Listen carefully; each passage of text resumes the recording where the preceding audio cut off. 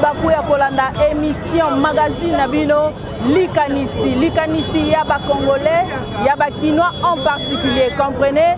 Tous a bon na rond-point Willery, vous allez comprendre que ambiance eza makasi parce que tous a na Kinshasa. Voilà Likanisi ezali pour Nabino émission autokolobela un peu de tout, socio-culturel, politique, nuance religion. Alors lelo sujet na biso eza kaka moko.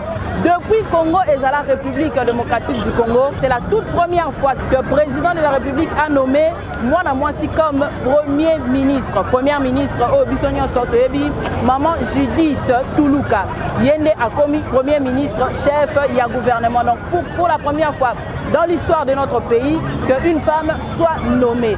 Nayango Tokiti na balabala, biso émission na biso toujours na balabala pour récolter la vie de tout le monde. Parce que quinois, yenda za na monopole, population na na monopole, ya makambonionso. Alors les autres ali ko soit Likanisi ya peuple congolais, mingi ne na yebisa bino tozana rond-point Willery, congolais ali ko banza nini, mobali to mwasi par rapport à la nomination na tête ya chef ya gouvernement ya Congo.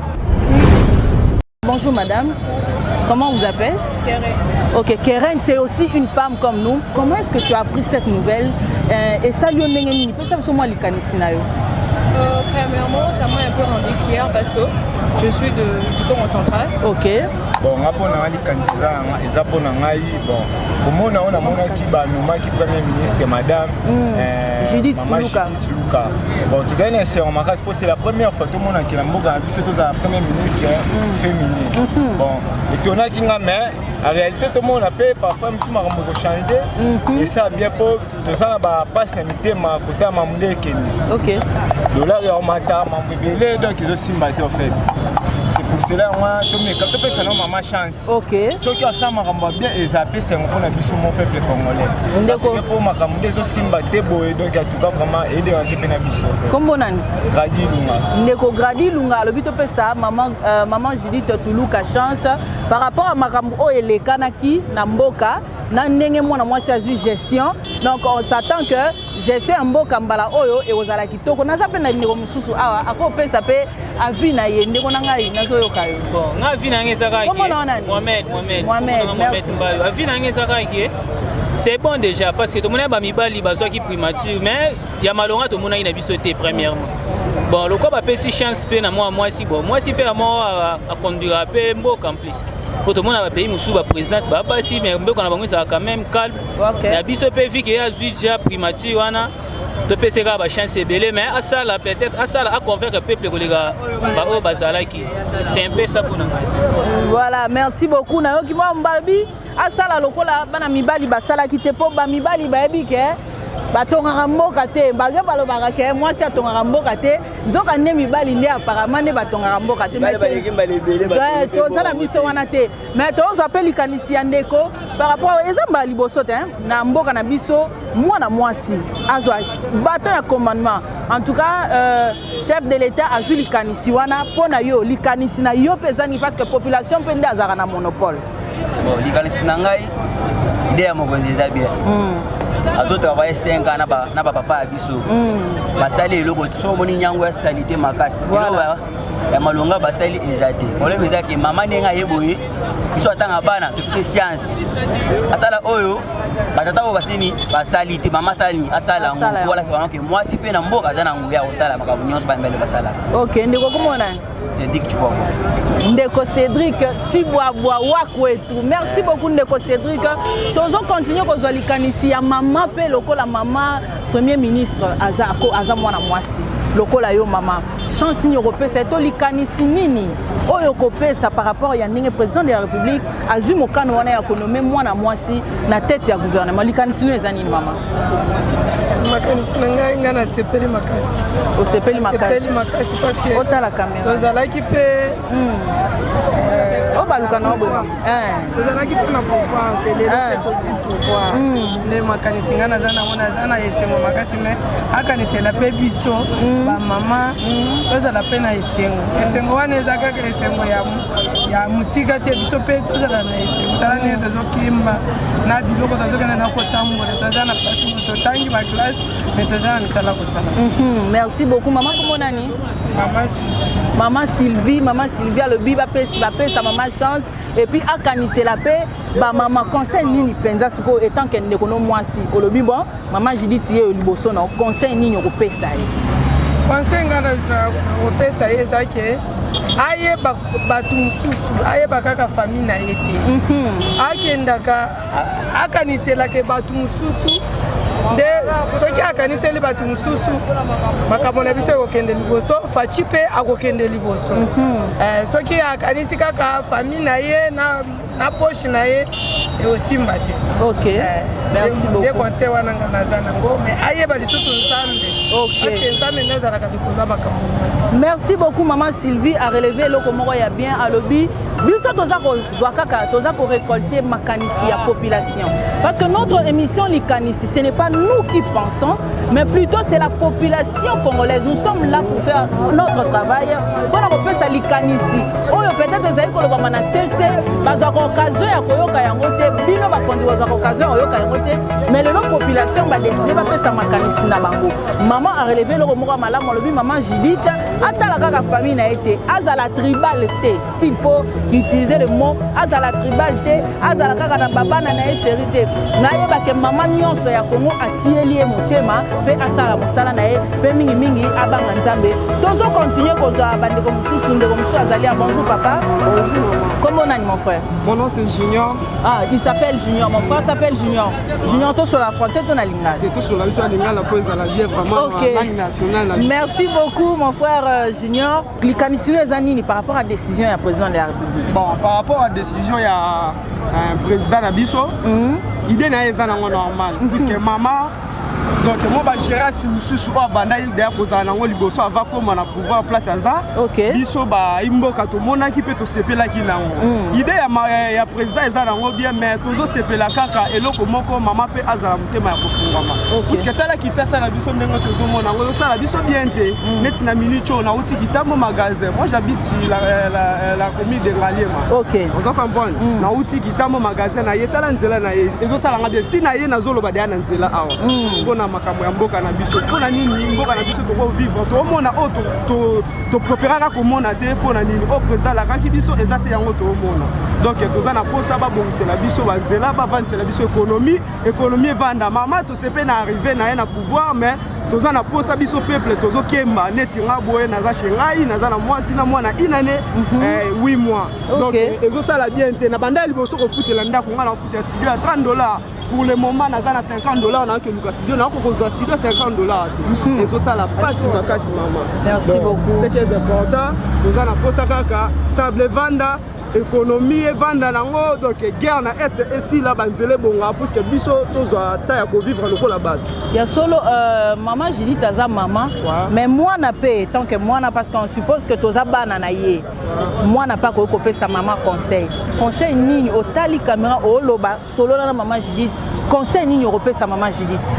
Bon en fait maman Judith to pensionner ba bonne chance maman puisque nanu te au bandit travail mais toyebi que non oko travailler na yo oko travailler soki balongoli ba tête nyonso ya mabe soki balongoli ba mibi oyo babanda koyiba dans l'époque ti lelo baza pour travailler na bino kitoko nde yango tozosenga kaka mama olemba biso te tozoloba boye pour que note ye pe ozwa mayele tout comme oyeba ndenge ya komitambwisa puisque peuple bazolela tozolela quand on dit tozolela vraiment na ndenge ya solo ozo comprendre mama tozolela vraiment tozosouffrir même na minute neti 10 000 fois 20 000 fois ezaka sous na valeur te nakobula ndenge nakobula bonaza wewa nazobula nakozonga pe 50 000 80 000 na ndako 60 000 mama so nakomika ndako donc na bandika kolongola 1000 francs 2000 5000 5000 kuto ya rasu na valeur do mona ke no tozo kemba makasi pona biso ba jeune responsable o tozo supporter moi ba engagement moko bo. En tout cas merci beaucoup, merci. Ndeko na biso mususu awa akopesa biso pe likanisi na ye par rapport ya nomination ya mwana mwasi na tête ya gouvernement. Ndeko kombo nani? Kombo nanga Hussein. OK, mon frère Hussein, salam alaikum. Wa alaikum salam. OK, merci beaucoup. Pesa biso likanisi na yo par rapport il y a likambo tozali kolobela. namoni depuis Congo bandaki to sepe makasi. Donc c'est toute la première fois donc moi aussi avec le premier ministre. Donc to sepe na bino ba maman de boye baka mosala ndako il faut beaucoup convaincre biso. Alors to moni ce qui vision ya président il faut asala changement na pays na biso. Alors to moni ce qui maman aleki wana saka to sepe makasi vraiment to sepe makasi vraiment asala mosala na ifo ata la ba moyibi oyo balandi ete na gouvernement na ye. OK. Bamoni basali biso pasi de gouvernement elekaki ya bango nyonso botomona eloko te. Siko oyo ye kolanda landa bango wana baza ba moyibi quand même il faut à changer vraiment. OK. Merci beaucoup mon frère Hussein. Tozape na maman na biso awa, maman akopesa likanisi na ye. Maman akopesa likanisi na ye par rapport à ndenge mokonzi mboka ate premier ministre mwasi lokola ngai na yo. Siko avi na yo likanisi na yo eza nini maman? Likanisi na ye ezali ke maman aza mwasi lokola ngai mama. Na age oyo basi bapesaki. Kotala niveau oyo aza nango na age wana. Nazomona lokola ete na makanisi na ye ya mama ya mwasi. Na kanisa kosela kobongisa mboka na biso tokozala na kima tokozala na esengo. Komona le ye azwi place wana. Abongisa biso mboka tozala na kima tozala na esengo nde posa na ngai yango wana. Conseil européen yango wana pesa maman Judith Tuluka conseil ayoka yo lokola mama. Nazo pesa maman Judith Tuluka ke mama oza mwasi zala na motema ya mama. Sala lokola mama lokola mwasi. Mwasi azalaka mukete, azalaka munene te azalaka mwana mukete azalaka toujours mama. Pesa conseil na batu nyonso. Yango nazote ya ye asala musala na kimia, asala musala ekende liboso, etomba manyonso ezala na kimia surtout social pour na biso mama. Maman comment nani? Maman Charlotte Chalamama. Merci beaucoup maman Charlotte Chalamama auti kopesa conseil na epe likanisi na ye na première ministre maman Judith Souminwa Tuluka oyo auti konomé premier ministre. Voilà, nous avons déjà tendre vers la fin de notre magazine, mais nous sommes encore là en train de récolter les propos de la population. Comme je vous ai dit à l'introduction, parce que les population quinoise, la population congolaise, ne hasard s'exprimer na makamo tozali ba sujet tozali ko partager tout ça ndeko moko bonjour ndeko. Bonjour maman. Comment nani? Combo Trésor Kalaja. Ndeko Trésor likanisi na yo ezali nini avis na yo par rapport ya nomination ya mwana mwasi na tête ya gouvernement congolais? Selon moi, elle mérite cette institution-là. Okay. Depuis que Congo est à la Congo, c'est la toute première fois que maman a accédé à la primature. Je souhaite bonne chance. Et là où que les hommes n'ont pas réussi, elle peut aussi réussir là. Parce que niveau intellectuel, Adana Babakaji ils ont montré que non, ils ont la capacité à faire et là, ils ont empêché que ya kosala ou bien parce que poste wana est réservé pour la mobilité. Moi aussi, ils ont capé kosala wana pour moi aussi à travers moi aussi des humanités ils ont pour la moi aussi. Donc nazo souhaité nazo mona ko eloko moko ekoki ko empêcher mais asa la musala ndenge longo bani ke. En termes de pourcentage, combien de pourcents na ninga chance? La chance na kopesa 65%. OK. Ouais, des réussites. Parce qu'elle a mérité. Surtout dans le secteur où Azalaki na ministère à plan, tout le monde moi évolution à Misalo à Sali donc ils ont prouvé que non, ils ont mérité poste. Merci beaucoup Ndeko Trésor apesi Avinaye.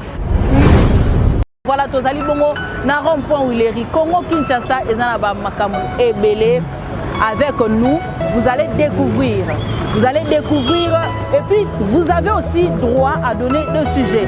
Ceux qui bolingi, appelez-nous au numéro qui est juste là au bas de vos écrans pour partager avec nous vos avis. Attendez vous participer télélo. Vous pouvez toujours copier sa licanisme par message WhatsApp, topé message normal, topé ko benga kopesa likanisi na yo na lobi tant tokoleka na émission tokotanga ba message nyonso o bino bokopesa biso parce que likanisi ezaka ya bato toza sur place te po ba misusu bazwi bakuya kozala na biso awa te mais baza quand même na makanisi ya kopesa par rapport ya sujet o tozali kolobela lelo.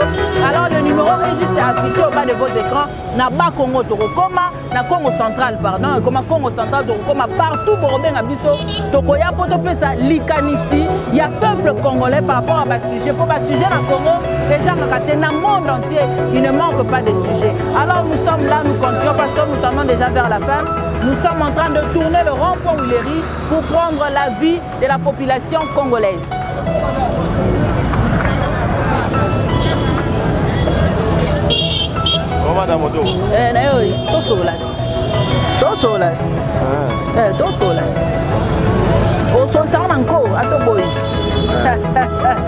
Bonjour mon frère. Voilà, tout ça doit likanisi na yo par rapport à président de la République le 1er avril à Nomaki Mwana Mwasi lokola premier ministre. Donc c'est toute la première fois dans l'histoire ya mboka na biso banda Congo zala Congo que Mwana Mwasi azwa bâton un commandement ya gouvernement congolais. Likanisi no ezani. Mais magamba comprendre yango te po ngana landa magamba ya politique. Kasite eza politique te. Moni na Congo, nyon c'est ça la maka. Po yeba ke mama wana tamba nommé premier ministre. Yo koloba te bazo kanga biso, yebeka mutazo konza ma nyonso.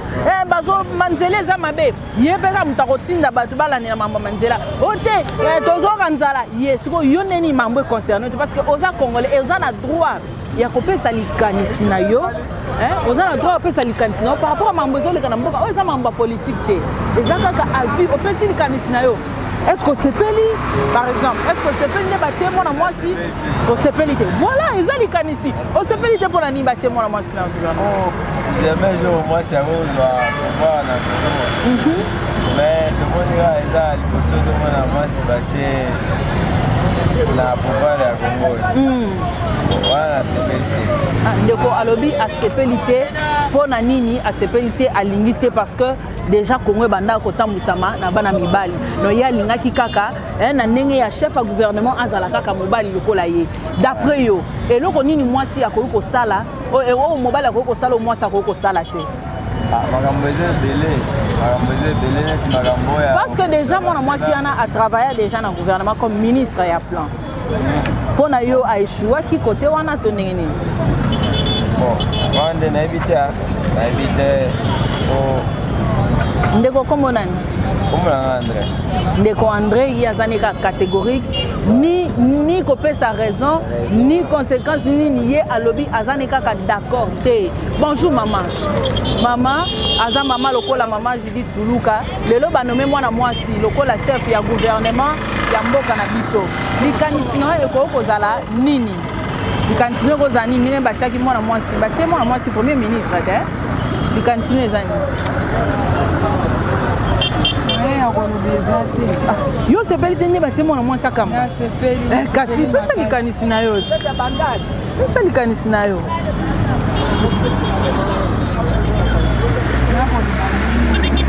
bon yo sepeli ndenge batie mwana mwasi conseil nyoko pesa ye po akamba mboka kasi etant que maman po balobi une femme sage bâtit sa maison parce que yo conseil nyoko pesa maman ndenge nyata musamusala na ye pesa ya ta conseil toli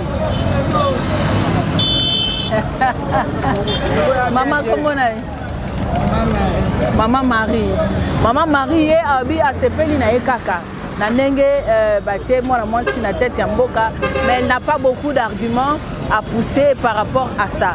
Comprenons un peu parce que les femmes sont un peu timides, c'est de leur nature, mais nakati elles sont fortes de caractère. Ça on le sait tous. Maman bonjour. Likanisi na yo ezani ni permettez-moi on peut ça likanisi na yo pour ça na muke mama peut ça likanisi na yo président de la République azuli likanisi ya kotia mwana mwasi o sepeli to sepelite ya liboso na sepeli na kumisi nzambe bala liboso to mona batie la biso mwasi na premier ministre na mboka oyo ya mibale na lobi mama aza mama maman mutaye bakobatela bana nga na fonctionnaire à l'état ya SCPT et c'est poste maman atala pe problème na biso ba fonctionnaire ya l'état président de la République na deuxième mandat oyo atala problème na biso ba fonctionnaire ya l'État maman et ba qui fonctionnaire à l'État étant que corps médical soda ou étant militaire policier soda corps médical enseignant biso batala service à l'État atala cannabis nzamba pese bolingwa ki bon maman na ba ko résoudre cannabis en tout cas merci peli na makasi pe na singi nzambe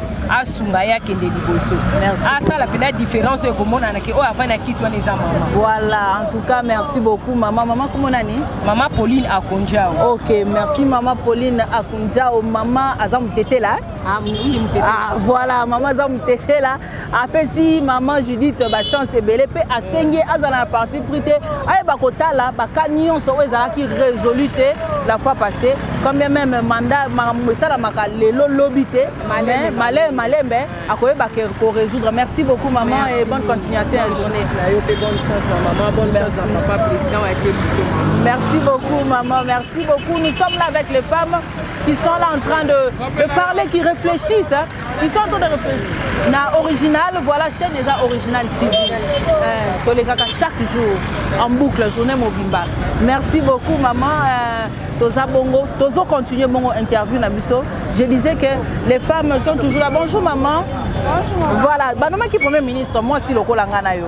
Oko pe salikanisi na yo par rapport ya nomination oyo président de la République à salikanisi na yo ezani. En tout cas na sepeli makasi. Ouais. Makasi. Maman tala biso pe basi tozo nyoka makasi asala bona biso. OK. Conseil nyo pesa. Mama sala neti ba mama nyoso bazala souci ya bana nyoso kozala égoïste oliaka ka yo moko biso ko to nyoka voilà merci beaucoup babi maman kozala égoïste te za maloba oyo population de bazali koloba bonjour mon frère bonjour pour ça na muke papa comment nani papa Chambu John Chambu weto Chambu weto mama wai biche bimpa mama wai OK to sukaka wana pour le reste to tikela nzambe OK merci. Bon, papa Chamboui. Oui, maman. Oh, ça m'a père double, hein? OK. Papa m'a pas ça, voilà. Papa m'a pas ça. Mais que balou papa za moi dictature moko boye mais na bi que to so lango bien. Moi na moi si na chef étant que chef ya gouvernement, yene akokamba gouvernement oyo ko yasima. Likanisi na ezani. Makanisi na eza boye mama sala musala ndenge sengeli. Abanga papa wana te soki abangi bango akosala musala malamu te. Acha droiture na musala na ye soki asali malamu to kosepe na ye makasi. Sikoata mingi na secteur na biso ya transport des eza kuna makasi. Ata lango orienté banani bakosala musala oyo ya transport. Bo bazoteka na biso ba mukanda ndenge sengeli. Chaque commune ezoteka na prix nango. Alors tous ceux qui acha makanisi a bien orienté mon ministre nyonso na musala azosala soki abangi ba papa wana akosala musala te abanga bango te asala musala ndenge sengeli parce que to sepeli makasi ndenge tomoni mama na niveau ya tête ya gouvernement asala musala ndenge sengeli po aye ko sala musala en tout cas aye ko sala te aye ko sala musala abanga ba papa wana te asala musala ndenge sengeli liloba ezozonga kombanga maman Jituluka tu as beaucoup vous avez beaucoup de défis à relever ici en République démocratique du Congo babi kombanga ba papa wana te kombanga te voilà azoko dire ko kombanga te kombanga ba papa wana te tolembi bango voilà la voix d'autorité, voilà la voix d'autorité devant les papas là. Voilà, Chamboui à lobby. Il n'est pas dictateur à lobby peut bien que hein Toti kablo wana maman ko bangate hein salamusa na o malamu comme il se doit. C'est bon mon frère, c'est bon. C'est bon. Non, ça n'a pas de problème. OK, bonjour mon frère. Bonjour madame. Comment vous appelez? Oui, ça va très bien, je m'appelle David. David. OK, David, nous sommes là dans ce jeune ambition Tozolobela parce que depuis le 1er avril, le président de la République avait nommé une femme à la tête du gouvernement qui se nomme Madame Judith Soumi Natuluka. Alors, quel est votre avis? Likanisinayo étant que Congolais et Zanini. Tout ça va Congolais, hein? Seigneur Sotoyebi, Nini Mboke Zotambola. Est-ce que Boyebi que bateau Oezo Mata chaque jour, ils apprennent à moi si on bouge na banque centrale. depuis moi na mwasi wana asali mosala tozomona eloko te alors lelo bozomemela biso Judith Lisuzu po boboma mboka oyo bakufa ou bien comme alors toyebaki ke président alingaki asurprendre biso na makambo oyo boye te alors nous sommes un peu ponanga namonaki te que non c'était mis encore déplacer encore une femme à la tête parce que oyo botiaki awa na couvert ya banque centrale tomoni eloko asali te asali eloko te ils n'ont rien fait alors mpona komemela biso lisusu Judith azalaki en plan asali eloko te en tout cas pour moi je trouve pas ça un peu ezalaki moi eloko moko boye bosali yango soki bosali yango mpona baise toyebi déjà makambo bozosala. Ok, Ndeko apesi avis na ye, c'est son avis et puis chacun a droit parce que babi liberté de l'expression, donc chacun peut dire ce qu'il veut mais poliment parce que c'était son avis. Likanisina ezali que Azad d'accord te na président de la République nenge a nommé moi na mwasi na tête il y a gouvernement. Merci mon frère Ndeko papa, bonjour. Bonjour madame. Comment nani? Comment na papa Jan Bukasa. Ok, papa Jan Bukasa. Likanisina ezanini par rapport à ndenge ba nommé moi na mwasi na tête ya gouvernement. Ya liboso tozana esengo makasi parce que depuis la session indépendance jusqu'à aujourd'hui na 2024 c'est toute la première fois tout le monde na gouvernement tout le premier ministre et moi aussi pour tous les ministres mibale belé miyibi basé le moko te ba koki ko relever défi te parce que dollar no mataka basé le côté mais le autres moi aussi après premier ministre c'est un makasi to pesa chance alors likanisi na na kati ya gouvernement na eza boye mama Judith Tuluka place ozali maman miyibi base belé OK miyibi na gouvernement na base belé kopo na babilongi nyonso akala yo ye bien na ba travailler depuis indépendance style ba continuer maman tia bango mupanzi ta la jeunesse zo ba jeune zo ba to ba na sens zo ba to dans du domaine na ministère transport tia muto a du domaine na ministère sport tia muto ba joueur na ministère o ezebengami ya culture tia ba musicien na ministère bengami ya tia mutu na domaine na ye na ministère de santé tia docteur ba ko tia ba n'importe qui te ya liboso na défi be ya munene bengami défi ya $dollar est stable te il y a toujours l'inflation maman et mais je toke na ba 30 toi combien il y a ba 30 ça m'intéresse de ba 30 maman merci beaucoup mon frère pour le quoi stopper ngo ba libanais au monde maman sont des voleurs ba libanais boto l'économie ba libanais pesa ba congolais beaucoup tia ba congolais be na katuana ya suka na muta transport na muta moto bozi bata bato ya bate ba transport ba tika so mikando zo mono la so mikando yango mikando zo mono bate wana manzanza maman $20 supposons que toi on a 20 000 motos 20 000 motos toi on a 2 000 motos pamba si on a $20 toi on a $20 000 alors si c'est 20 000 moi toi on a $200 000 bata matriculité bazo zo mbongo à l'été au félé mais mbongo wana ko tonga banzela merci beaucoup papa voilà likanisi ya suka parce que to comme na suka na moi mukuse ndeko et ça likanisi na par rapport à ndenge ba nommé premier ministre moi si avis na wezani. Bon, maman, pour la CPLI, il a nommé premier ministre Mwasi Aza Mama. Alors, pour la bison, on va tamoto nano.